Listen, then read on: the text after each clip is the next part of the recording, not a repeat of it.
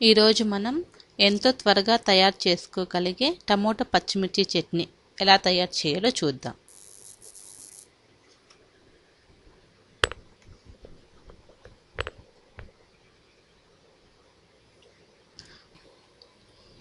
ముందుగా ప్యాన్ పెట్టి 2 టేబుల్ స్పూన్లు ఆయిల్ వేసి ఆయిల్ హీట్ అయ్యాక 1/2 టీ స్పూన్ ఆవాలు, 1 టీ స్పూన్ ధనియాలు,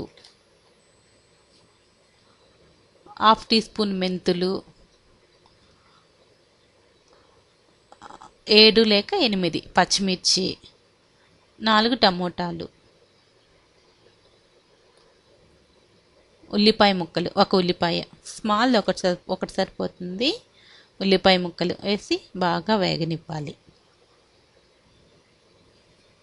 ఒక 5 మినిట్స్ బాగా వేగాలి.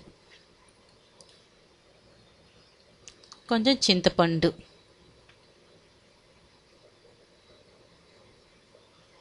టమోటాలు బాగా మెత్తపడాలి.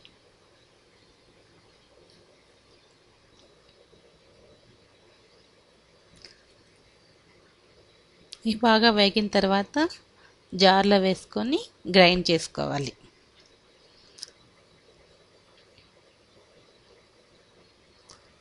హాఫ్ టీ స్పూన్ సాల్ట్ వేసుకొని గ్రైండ్ చేయాలి. ఈ చట్నీ చాలా ఫాస్ట్గా అయిపోతుంది. రైస్లోకి చాలా టేస్ట్గా ఉంటుంది ఈ చట్నీ. మనం 5 మినిట్స్లో తయారు చేసేసుకోవచ్చు. గ్రైండ్ చేసేసుకున్నాక పోపు పెట్టుకోవాలి.